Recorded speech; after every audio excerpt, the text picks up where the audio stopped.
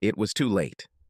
Diana wasn't sure how late it was, but she was damn sure it was too late for anyone to call. She hoped it was Marty's phone. Anyway, she just covered her face with a pillow and said thank you loudly when the call stopped after the fifth ring. She had just managed to get comfortable when the bell rang again. "Damn it!" she screamed, opening her eyes again. "Martin, answer your damn—" The words stopped suddenly when she realized that her husband was not in bed with her. She glanced at the clock, 3:37 a.m., as she picked up her phone from the nightstand and wondered why her husband wasn't there. He was there when they went to bed a few hours ago. "Yes. Hello, hello?" She muttered something into the phone. "Is this Diana Miller?" Yes, that's true. Who is this?" "Are you Martin Miller's wife?" "Yes, for God's sake, yes. Who is this?" "Mrs. Miller, this is the emergency room at Northtown Medical Center. Your husband was brought in about an hour ago, and we had your contact information from the incident a year ago. He got into a car accident. Could you come over right now?" "My God, is he okay?" "I have no right to discuss his condition over the phone, ma'am." "Please come." "Yes, sure. I'll be there as soon as I can." She ran upstairs where her daughter was sleeping. Dallas, named after the city in which she was conceived, attended a local university but lived at home to save money. She enjoyed living in the dorms her freshman year, but as she got older, she realized that living close to campus would not be conducive to her studies. "Dal, wake up. Nothing." "Dally, wake up." This time, pushing her lightly on the shoulder. Still nothing. "Dallas, wake up." Dallas sat up straight in bed and tried to force her blurry eyes to focus. The light was on in the room. "Dallas, your father was in an accident. He's in the emergency room. You need to get dressed. We have to go." She rolled out of bed and pulled her nightgown over her head, not thinking about the fact that at the age of 20 she was standing naked in front of her mother. For her part, Diana didn't even notice, as she was too busy pulling out clothes for Dallas. Finally dressed, the two women drove to the hospital as quickly as possible. Dallas began bombarding her mother with questions about what happened, but Diana had no more information. It seemed like an eternity before they got there, but it was only about 10 minutes considering the lack of traffic. They were shown to Martin's room in the emergency department and were shocked by his condition. He was covered in bandages and clearly unconscious. They were given forms to fill out. "Your grief does not free you from paperwork." Dallas moved her chair to be closer to her father. They stayed there for about an hour before a man and woman in police uniform entered. "Good evening, ma'am. I'm Officer Gail Stanton, and this is my partner, Robert Hansen. We were the first to arrive at the scene. Any news on how he's doing?" "Nobody told us anything, officer," Diana answered. "Oh, this is my daughter, Dallas. We need to ask you a few questions. I know now is not the right time, but it's better to do this as soon as possible." "Certainly. Do you know what your husband was doing on the street at such a time?" "He was at home, and we went to bed together around 10 p.m. I didn't even know he was gone until the hospital called." "Ma'am," said Officer Stanton Dallas. "Can you confirm this?" "Actually, yes. We watched a movie on TV which ended at 10, and then we all went to bed. I saw Dad go into the bedroom with Mom." "What movie?" "Something with Keanu Reeves. Some kind of action movie. Dad chose him. It was his turn." "Did you have any special problems? Maybe financial or marital? Nothing that all married couples haven't faced?"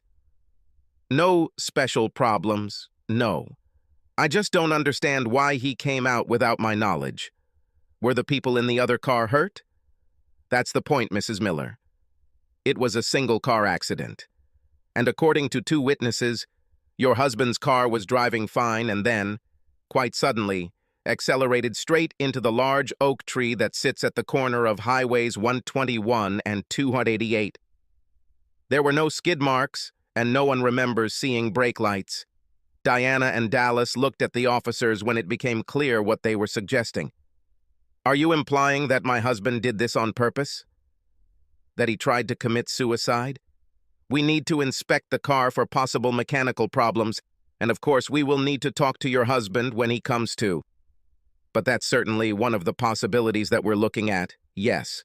Are you sure there weren't any problems worth talking about? Officers, I love my husband very much and we have a wonderful marriage. No, there are no problems that I could think of. I'm sure it was just because he lost control or dozed off. It was already very late. I'm sure there is reasonable. Diana burst into tears and could not finish the sentence. Officer Stanton placed one of her cards on the table, asking them to call if they remembered anything else, and then left the hospital. Dallas closed the door to Martin's room. You didn't tell them? No, Dallas, I didn't, her mother replied when the tears subsided. It's none of their business and has nothing to do with it. Your father didn't mind. Perhaps he will say something when they talk to him. Then we'll see. The next few days passed slowly. Martin remained unconscious and was hospitalized, while Diana and Dallas spent as much time there as they could. They were often there together and made sure that he was never left alone. Luckily, Diana knew Martin's boss and called him to tell him what had happened and that he would miss work. She carefully avoided saying anything that might make anyone think it could be a suicide attempt. The accident happened Saturday night, and Martin eventually began showing signs of waking up Wednesday morning. By noon, his eyes were open, although he could only look around. Diana was there and noticed his eyes and came to the bed to reassure him that everything would be fine. A few seconds later, a nurse hurriedly entered the room. Something on the monitors warned her that the patient had woken up. Diana returned to her seat to let the nurse do her job. Soon, more doctors entered the room to check on Martin. Diana took the opportunity to go outside to call Dallas and tell her that her father had woken up. Dallas didn't answer, so she left a voicemail. Soon, most of the medical paraphernalia was removed. Martin's left arm was broken, but he was right-handed, and this should not have hampered him too much. His throat was sore from the tube, so he was given a white board so he could communicate. The nurse read the message and asked him if he was sure. Martin nodded his head. The nurse quickly walked out into the hallway while the tests continued.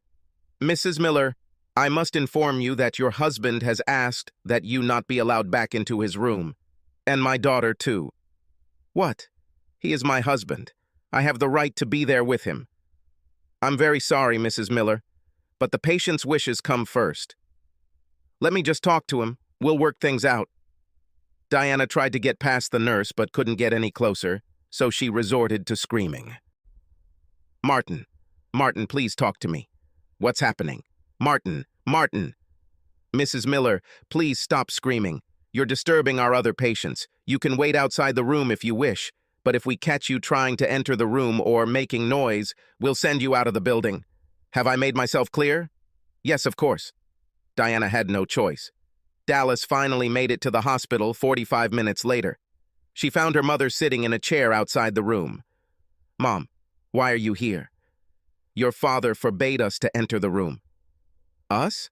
I mean, I understand why he banned you, but why me? What the hell does that mean? And why did it take you so long to get here? I had just woken up when Bradley came in to see how I was doing. We're kind of... God. You had sex with your boyfriend instead of being here for your father? I'm sorry, Mom, but he was unconscious when I left. Dallas answered in a tone that showed she wasn't sorry. It was really stressful and I needed to relax. It worked really well, for what it's worth. When you have the opportunity, you should call too. I'm not going to do that. And let's not talk about it right now. It's disrespectful. The irony of the situation made Dallas chuckle. There was a knock on the door, followed by a tall, very attractive brunette. She was dressed professionally, but not like a doctor, although her badge identified her as an employee. Good morning, Mr. Miller. I'm Dr. Lassiter, one of the hospital's mental health specialists. How are you feeling?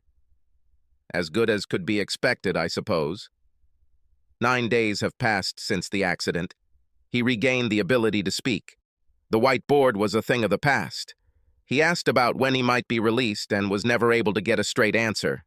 Still, the hospital asked me to talk to you. This is fine? I have a choice? Not if you want to return home soon.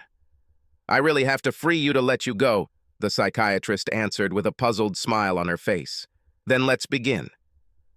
Dr. Lassiter pulled one of the chairs up to the bed and sat down, crossing her long legs. It took her a few minutes to look through the papers.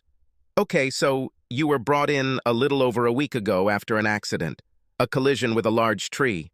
I also see that you have banned your wife and daughter from visiting you, and I suspect that these things are somehow connected. I see, Martin replied. She cheated on me. Unfortunately, this is a common occurrence these days, although it rarely leads to such a reaction. Is there more to this? Martin was silent for several minutes. He really didn't want to talk about it, especially with a pretty woman. He wondered if they had a guy, a really old guy that he could talk to. Dr. Lassiter waited patiently. This wasn't the first time she had to wait for someone to force herself to speak. Her patience was rewarded. I suffered from depression, I think. Nothing that was diagnosed or anything like that. I was just, well, like I said, depressed. From something specific or just in general? I think I couldn't, since I didn't have erections. A little more than a year. After the previous accident, right? Of course she knew. She probably had his entire medical history in her hands. She just wanted to make him say it. Right. It wasn't even an accident. I was in the back seat, my boss was in the passenger seat, and his boss was driving. We were hit from behind. There were no airbags or even very large damage, but I was not prepared for that. I hit my head on the seat in front of me. I'm guessing that was the reason. The report says you suffered a blow and a mild concussion. My doctors couldn't explain it. None of the drugs, it didn't work at all. They ran a bunch of tests, some multiple times, and the best explanation I got was that something happened, and part of my brain was damaged. So you couldn't achieve erections, which led to your wife eventually becoming dissatisfied with your sex life, which in turn led to her having an affair. This eventually wore you down and led to the events of that evening. Is this something like this? In a nutshell, yes. And how long did it take before your wife did this? 7 or 8 months, I think. We tried to take care of things in other ways. Well, you know there are certain kinds of helpers. Yes. I understand how it works, Mr. Miller. I've already had sex before. Of course, sorry. I just feel a little uneasy. Anyway, at first everything was fine, and we hoped that my ability would return. We'd talk about spending the entire weekend in bed, having a really good time. Of course, this never happened. Eventually, this went on for so long that she decided to take care of her needs elsewhere. Did she discuss this with you beforehand? No. I found out about this when I came home from work early. Cliché, I know. And not only was she at home with her lover, but my daughter and her boyfriend were there too. Did they do it as a group? Dr. Lassiter asked, shock evident in her voice. No, thank God. Diana and Bill were in the bedroom, and Dallas and Brad were in the living room. That's how I found out my wife was cheating on me, and my daughter knew about it and apparently approved. Which explains why your daughter was also banned. Yes. Oh, and if I haven't mentioned it before, Bill, Brad's father. We knew him before by chance, as the father of our daughter's boyfriend. I later learned that it was the daughter who suggested Bill to her mother. This is another blow. Did you confront them? Well, not quite. Perhaps if Dallas hadn't been there, I would have run into Diana, but I'd already seen enough of my daughter's anatomy. Then I left. How did the explanation go then? Not what I expected. She was sorry that I knew this, but she made it clear that if I could not take care of her, she would delegate it to someone else, and she preferred a full-time partner, as she put it, to having everyone time to find someone new. Bill was single and had similar needs, so he was her choice. Your actions? What could I do? She was right about me not being able to have sex. It wasn't her fault that I couldn't, so she did what she had to do. What if, hypothetically, she asked you in advance? Would you agree? You know, I thought about it a lot, and part of me wanted to say that I would agree because I loved her and wanted her to be happy. But I don't think I would be happy with that. We made vows, we made promises, and one of them was in sickness or in health. I wouldn't do that to her, so I couldn't handle her doing that to me. Obviously, she continued to see him. Obviously, and now that I knew about it, She was less reserved about it. I don't know if she started doing it more often, since I don't know how often they did it before, but where before it was limited to the day when I was at work, it now included trips to the store on the weekends, and part of that time was clearly spent with Bill. It must have been difficult. Difficult? That doesn't even begin to describe the situation. But again, I didn't think I could do anything. She deserved a sex life, but I couldn't provide it, and it was all killing me. Tell me about the night when the accident happened. The whole family watched the film on TV. I kept my pain, that is, emotional pain, to myself. I think it was a mistake, but I didn't want to burden Diana or Dallas. They kissed and hugged goodnight, while I got a good night from Dallas. I think it was at that moment that I realized that she had completely lost respect for me as a father and as a man. I could hardly blame her, since I didn't respect myself either. I got ready for bed, as usual. Diana did the same. Everything was the same as always. Every night, the same thing. I waited until Diana was asleep, then got dressed and grabbed my wallet and keys. I went upstairs and looked into Dallas's room. She was also sleeping. I blew her a kiss and said goodbye. I went and got into my car. I knew there were airbags there, but I thought if I hit it hard enough, it wouldn't matter.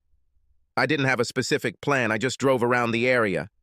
I knew about the big oak tree, drove past it for the first time and realized that there were no obstacles and a fairly direct approach. I drove around again and headed straight towards him. They sat in silence for a few minutes, both letting the story process in their minds. Finally, the doctor spoke. "Mr. Miller, I want to thank you for being so open and honest with me. That's a great rarity. I'm going to let you rest a little and think about what you've told me. Is it okay if I come back tomorrow?" "I'm not going anywhere," he said sarcastically. They shook hands and Dr. Lassiter left the room. Martin took his mobile phone, which he had left at home that night, and which Diana had brought him before he told her not to, and answered several messages and emails. He also informed his boss of the latest news. Then he closed his eyes and tried to get some sleep. Returning home, Diana tried to control herself. She got the impression that Marty was fine with her meeting Bill, that he had given it to her as a gift because he loved her so much. Even when she first heard about the incident, she no longer believed it was an accident. She was sure it had nothing to do with it, but now she wasn't so sure. She suspected the police were talking to her husband, but hoped he didn't say anything about her relationship with Bill. The police didn't contact her again since sex outside of marriage isn't technically a crime. So maybe they just thought it was a suicide attempt and left it at that. Case is closed. However, he never really minded, isn't it? If so, she couldn't remember it. And besides, she wasn't going to live a life of celibacy just because some idiot decided to frame her husband's boss. This wasn't what she signed up for, and she sure as hell wasn't agreeing to it now.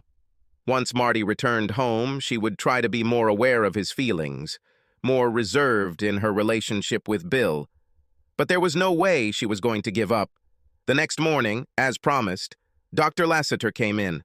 Marty noticed the external changes in the good doctor's outfit. Alas, little Marty remained a recluse. "How are you feeling this morning, Mr. Miller?" "Not much has changed since yesterday, Doc. Ready to go home, but I think it's up to you." "Well, partially, but you are detained for 72 hours.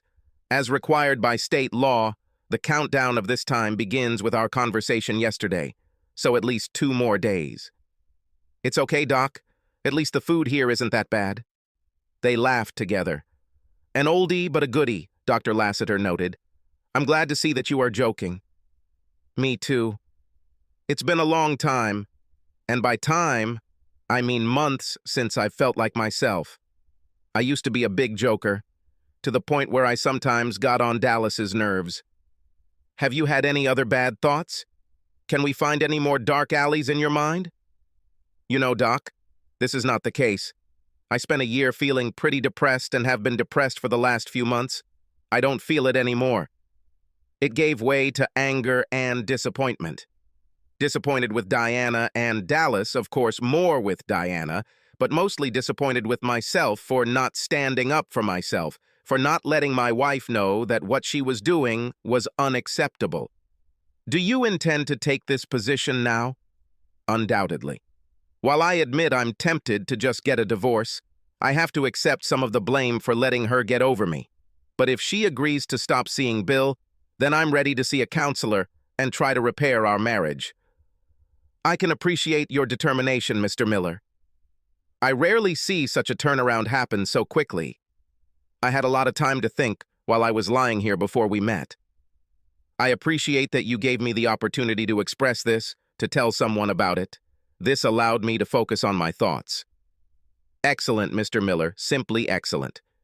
In that case, I'm going to finish today. I'll stop by tomorrow for one last chat, but I see no reason why you can't leave on schedule. I'm looking forward to it, Doc.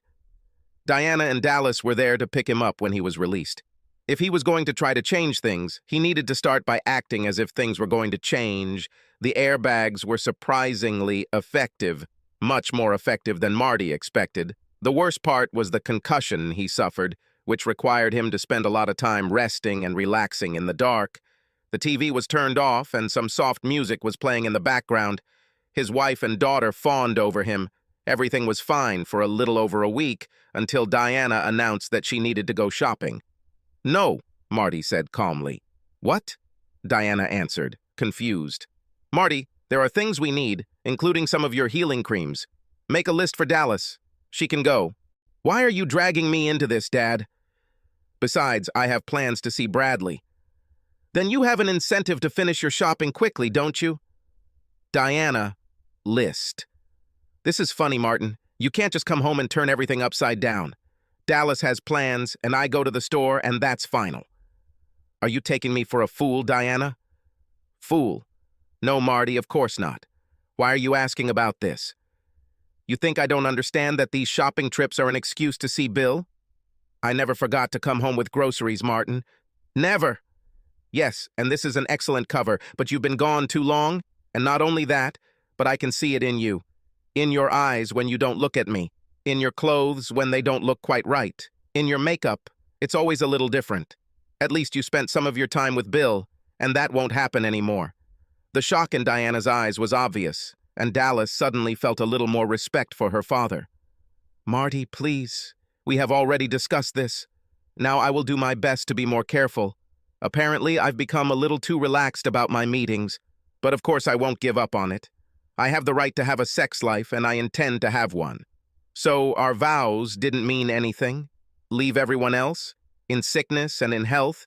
Well, that's part of the disease, and you don't leave others behind. But you will do it right now. You stop seeing Bill, and we go to a counselor to repair our marriage, or not. And I'll call the divorce lawyer on Monday. You won't do this, Martin Miller. Don't you dare threaten me. If I could have sex with you and only you, I would. But I can't. And it's not my fault. I didn't cause the accident. I wasn't even there. Suddenly, because I had nothing to do with it, my sex life is over, and I should just accept it? It will not happen. So, I'm going to go shopping, see Bill, and take care of my needs. If you want to talk about it later tonight, we can do that. But don't you dare think you can dictate to me what I can and can't do." Without waiting for another word from her husband, Diana walked out of her front door, closing it with a crash that rattled the window. The silence was deafening. Father and daughter looked at each other, and then Marty went to his bedroom. For the first time in her life, Dallas Miller was worried about the future of her family, about her parents' marriage.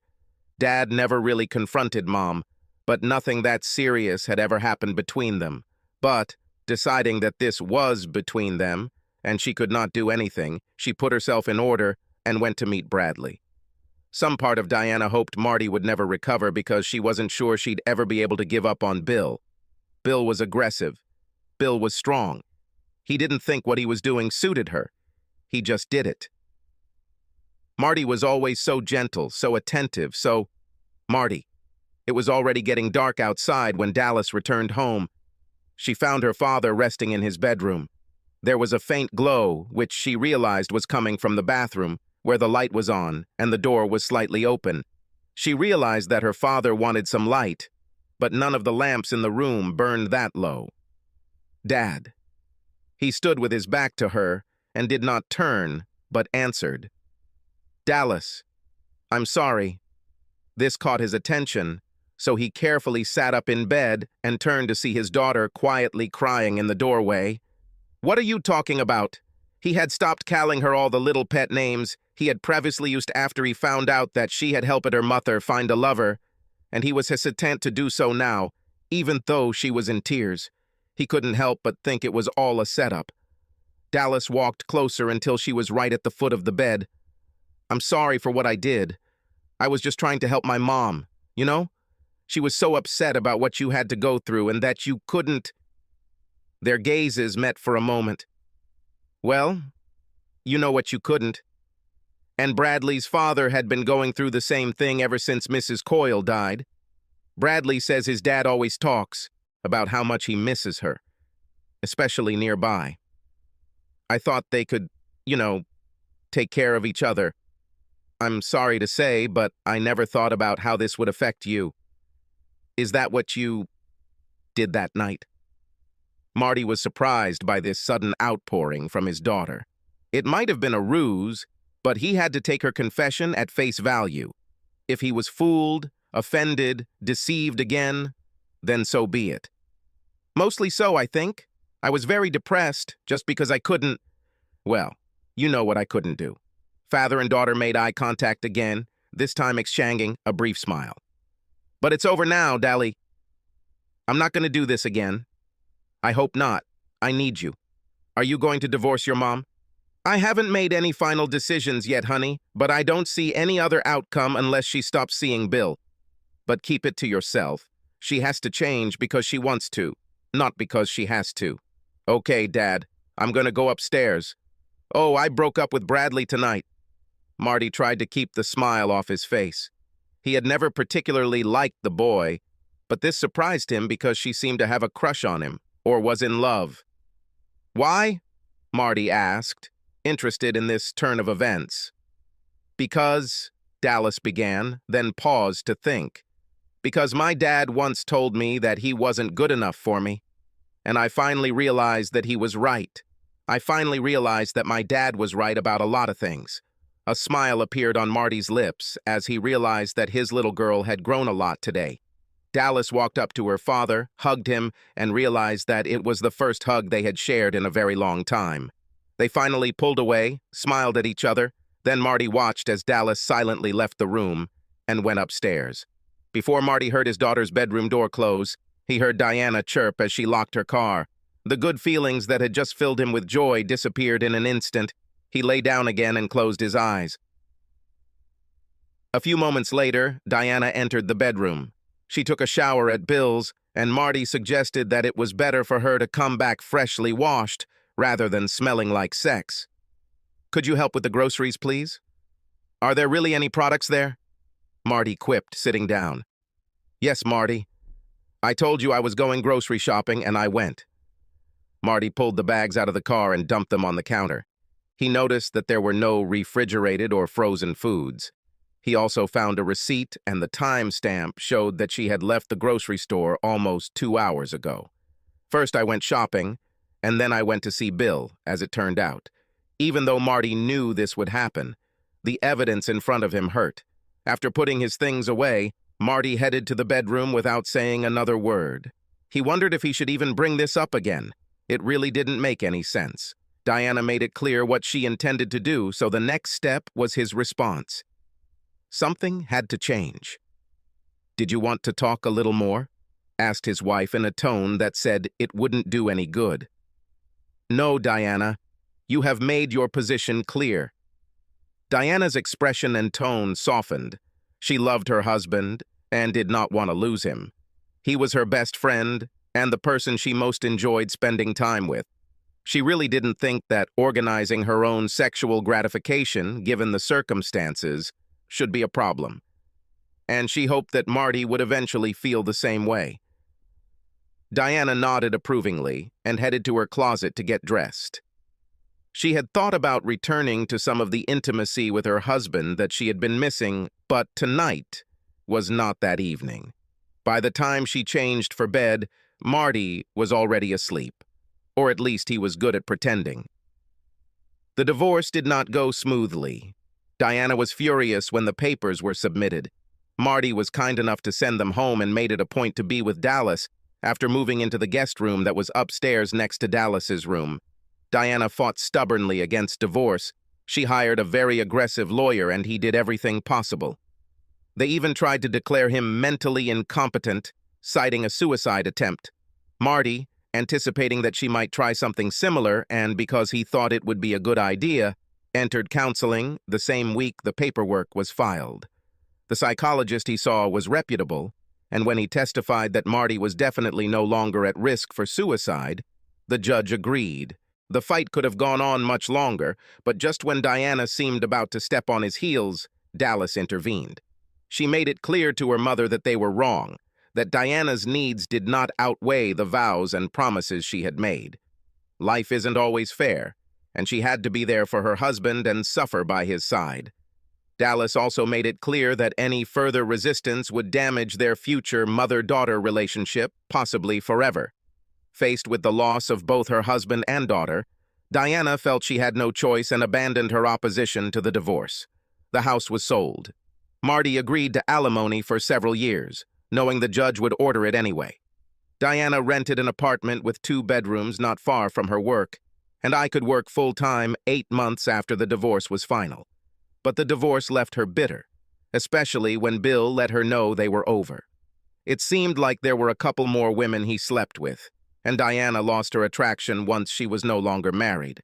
Dallas continued to attend college, alternately staying with both parents, although over time Diana began to play the victim and continued to blame Marty for the divorce. Once again, when Dallas heard her mother say, "If only he were more understanding," she yelled at her mother. "Did you think about Dad?" Marty walked into the dimly lit club around 10:00 p.m. It was Friday night, and he just wanted to get out of the house. He was just looking for a short-term pleasant pastime. He wanted to have a few drinks and maybe dance. He sat down at the bar and ordered a rum and coke. As he sipped his drink, he looked around the crowd and noticed a woman at the far end of the bar who looked familiar, but he couldn't quite place his finger on it. An almost empty glass of wine stood in front of her. Her hair was dark brown and long, and her dress barely covered her breasts. Marty looked at her closely and remembered. A small smile appeared on his lips as he took his drink and walked towards the woman. She looked at him just as he approached her. "Dr. Lassiter?" She looked into his eyes and studied his face for a moment, but did not immediately show any recognition, and Marty thought that perhaps he was mistaken. "I'm leaving Dr. Lassiter at the hospital. Here in the real world, I'm Vicky. But I'm afraid you're putting me at a disadvantage. It's been some time, and I'm sure that you communicate with many more patients than I do with excellent psychologists. I'm much better at names than faces. Test me. Martin Miller." Vicky considered the name for a minute, and Marty waited patiently for her to admit defeat. He watched her carefully, and if you had asked him later, he would have sworn that he actually saw how in her brain caught the fire bulb. "Ah, Mr. Miller, an unfaithful wife and a rather sudden collision with a tree, if I'm not mistaken." "You're not mistaken, and I'm amazed. We only spoke twice over a year ago. Hell, almost 2 years ago. It's luck. Don't want to join me?" Marty sat down, motioning for the bartender to refill their glasses. "Thank you. I'm pleased. So what brings you here tonight? Are you dating someone?" Marty asked. "I'm trying," Vicky replied, and the sparkle in her eyes made it clear what she meant. "Really? I thought I remembered a rather impressive stone on your finger." "Perhaps it was so. It wasn't long before my divorce was final. I wore my rings while trying to convince my ex-husband, that he really had nothing in common with a 20-year-old cashier other than wanting one of her friends to join them in bed. I'm afraid I didn't succeed." "Oh my God, are they still together?" "This may come as a bit of a surprise to you, Mr. Miller, but after my divorce was finalized, I completely lost interest in Wayne's marital status. I don't have the slightest idea." "Certainly. It was a stupid question. And please call me Marty, or Martin, or even an asshole. Anything but Mr. Miller." "What did your wife call you?" "Marty." "Well, Martin, Could you take me to the dance floor? I will work. Martin asked the bartender to keep their drinks safe behind the bar, then took Vicky by the hand and led her to the dance floor. It was a fast dance, and they quickly fell into a rhythm. This song was followed by another fast song, and then a slower song began. They remained on the floor the entire time, snuggling together to the slow music. Vicky wrapped her arms around Martin's neck while his hands were pressed tightly to her back. Being a guy, Martin immediately noticed the lack of a bra. They looked into each other's eyes for a moment before Vicky laid her head on his shoulder. They still didn't let go of their embrace when the second song started. Martin was lost in the sensations of this beautiful, soft woman who smelled absolutely amazing. When the song ended, Vicky took advantage of the slight drop in the music volume to say a few words. "Martin, I'm already tired of dancing, but I'm also very lonely, if you know what I mean," she whispered in his ear. "How about you take me home and do something about it?" Martin took her hand and walked back to the bar, paid the bill, and let the bartender know they didn't need any more drinks. He didn't seem surprised. She arrived at the club in an Uber, so they got into his car and Martin drove back to the apartment he bought. "Vicky, maybe I'm asking this a little late, but how much did you drink?" "It was my first glass of wine at the bar when you walked up." "What's the question?" "Because I don't take advantage of drunk women." "Don't worry about it, Martin." They drove into his underground garage and took the elevator to his floor. Vicky hung on him all this time, and they managed to kiss passionately several times. As soon as the door closed, Vicky grabbed the hem of her dress and pulled it over her head. "Oh my God, Vicky, you are stunning." "Thank you, Martin. But what? Are you just going to watch?" "Oh, definitely not just to watch."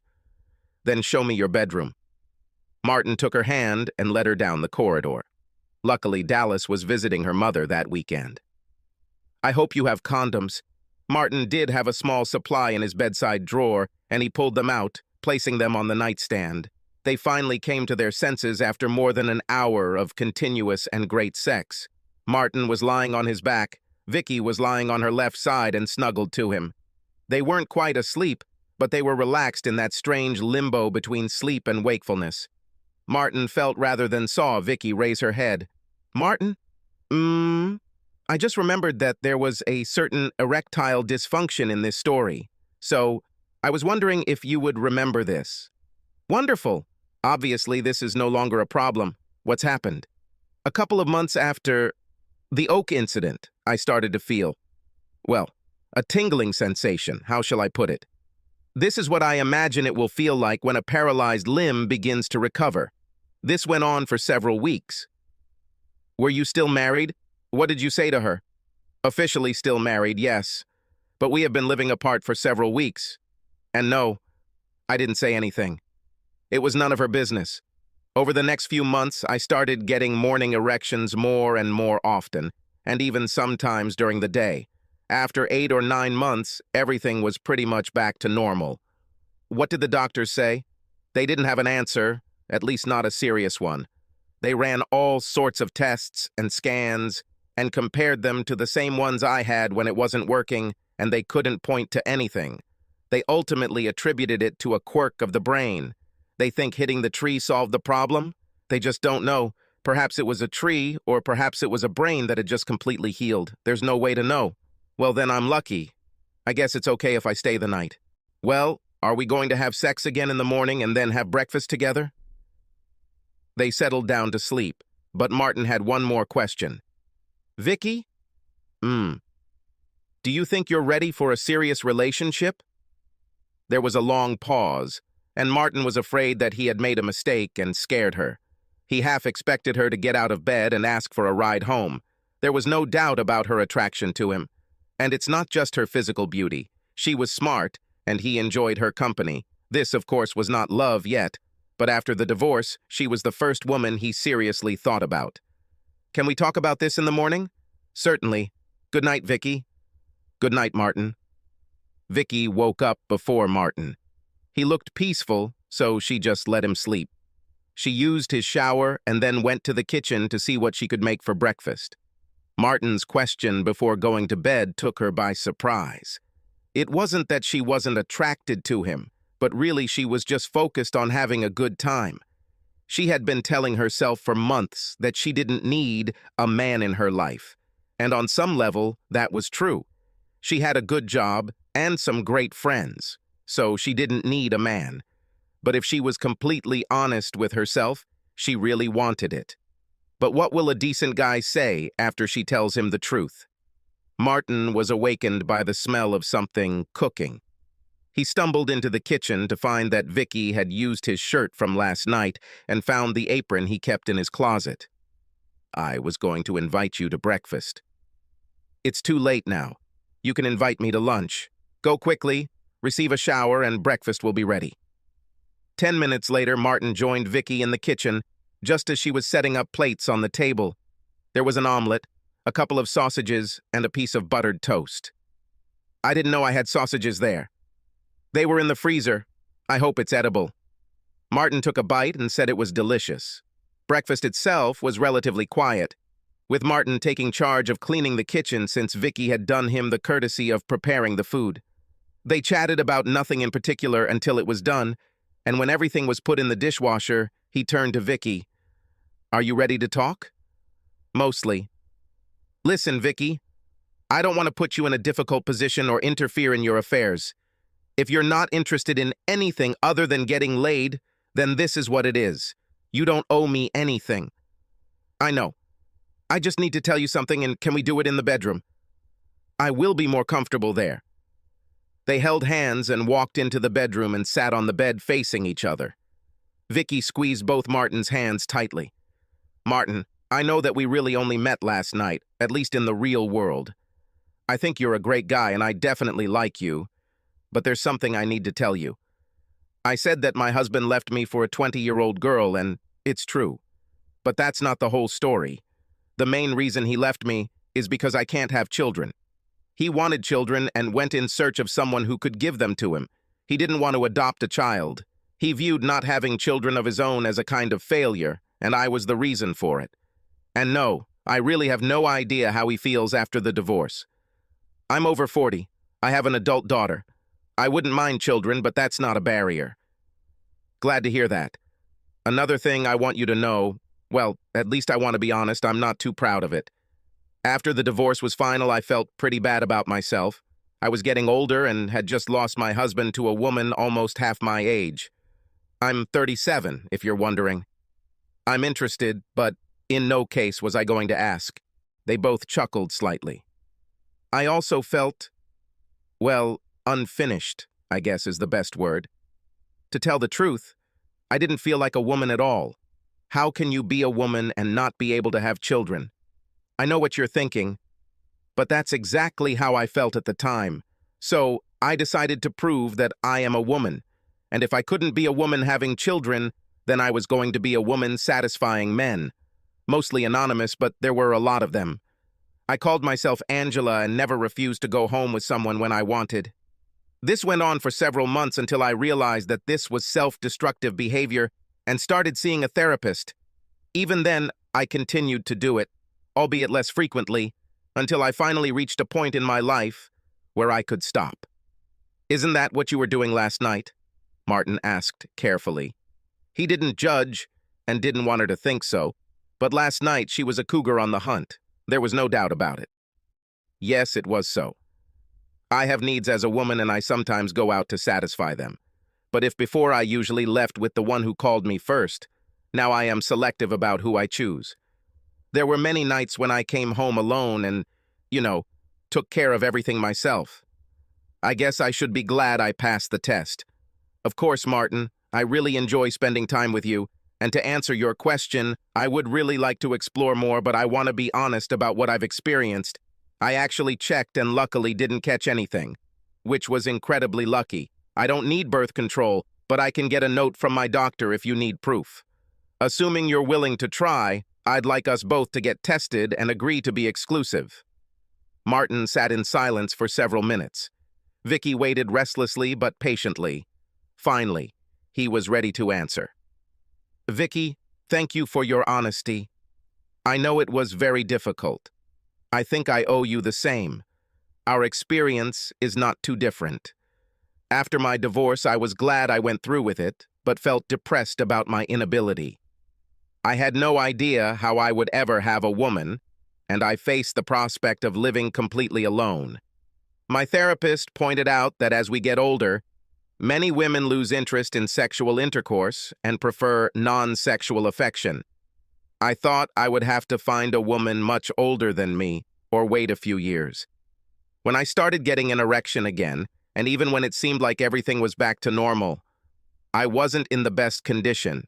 And just as you felt that you needed to prove that you were a woman, I felt that I needed to prove that I was a man. I went out a lot to find women to bed, proving, at least in my mind, what a stud I was. I was no more picky than you. Some women were kind of like, well, let's just say I've ridden a few city bikes and turned a lot of city door handles.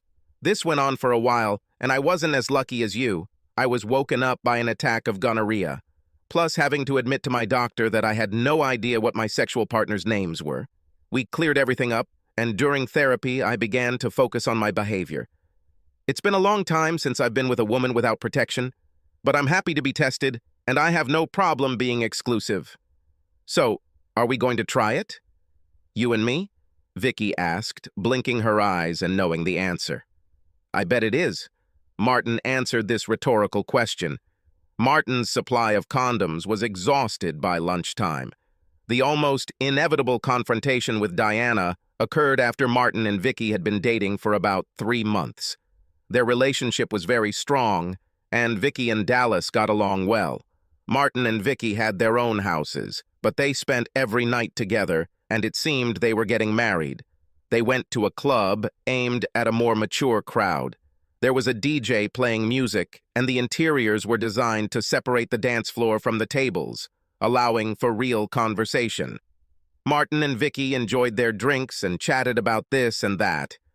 The evening was going well, so Vicky was taken aback when Martin's smile suddenly disappeared and his eyes looked past her. She followed his gaze. Martin and Diana saw each other almost at the same time. While Martin's face became neutral, Diana's face showed a grin as she walked towards the table. Diana remained bitter after the divorce, even after all this time. She still believed that she hadn't actually done anything wrong, except perhaps for lack of discretion. But satisfying her sexual needs with another man when her husband was not up to the task was definitely not on the list of things that were done wrong. So when she approached the table, her intention was not to be nice. "Marty, how nice to see you," Diana said in a voice that made it clear that she was being sarcastic. "Diana! Vicky, this is my ex-wife, Diana. Diana, this is Vicky," Martin said, introducing her, although he would have preferred not to. "Nice to meet you, Diana. I've heard a lot about you." "Well, I've heard absolutely nothing about you," Diana answered bitterly. "We are divorced, Diana. It's been over a year now. My life is no longer your business. Now, if you don't mind..." Martin left the line hanging, but the implication was that he was clearly inviting his ex-wife to leave them alone. "Oh, of course, Martin. I wouldn't want to disturb your date. But, Vicky, there is something I need to tell you." "And what could it be?" Vicky asked, glancing at Martin before looking back at Diana. "You probably won't want to mess with him. We got divorced because he couldn't do it anymore." Martin watched Vicky carefully, waiting for her answer, and Vicky moved to suppress a quiet giggle. She asked Martin, raising her eyebrows, "This is true? I don't think you mentioned this." Martin just shrugged. It was Vicky's game. Diana thought she had them in her hands, that she had thrown a monkey wrench into Marty's relationship like he had done with her and Bill. She was going to enjoy this, however, her happiness was short-lived. "That's good, then, because if that thing I was bouncing on last night wasn't aroused, then a real erection would probably kill me." Diana's smile immediately disappeared. Vicky and Martin exchanged glances that slightly mocked Diana's sad attempt to come between them, and Diana simply looked confused. "Wait, what is she talking about, Marty? You don't mean to say that the damn thing works, do you?"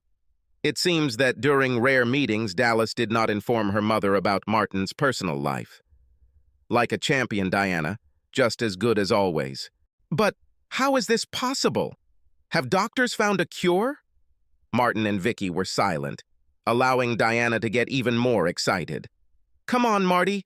This problem ended my marriage. I think I at least deserve to know what was wrong. The smile disappeared from Martin's face. First of all, Diana, it was your behavior that ended our marriage, not my condition. You made the choice to do what you did, not me. Secondly, you don't deserve shit. We are divorced, and my affairs are just my affairs. Come on, Marty. You can blame my choices all you want, and I can't say you're wrong, but I wouldn't do this if everything was normal. Okay, Diana, it just happened. The doctors think that whatever the problem was after I had that first accident, it just needed time to recover. If you had been patient and stayed with me through my illness like our vows said, we would still be married. Diana's mouth dropped open as she tried to think of what to say. This information shocked her. I cannot believe this. God must really hate me. He just wants to believe the vows, Martin muttered. What was it? Diana asked, her eyes sparkling. Nothing. Nothing at all. So, now you know. Could you please leave us for the rest of our evening? Diana stood thoughtfully for about 30 seconds, then looked Martin in the eyes. You're right, Marty. I'm sorry I was wrong to do what I did. I was short-sighted and selfish. I should have been stronger. I ruined a good marriage. I'm really sorry. Diana turned and left, not only from their table but also from the club itself. Martin and Vicky watched her go until she was out of sight, actually feeling sorry for her. Martin then turned back to Vicky.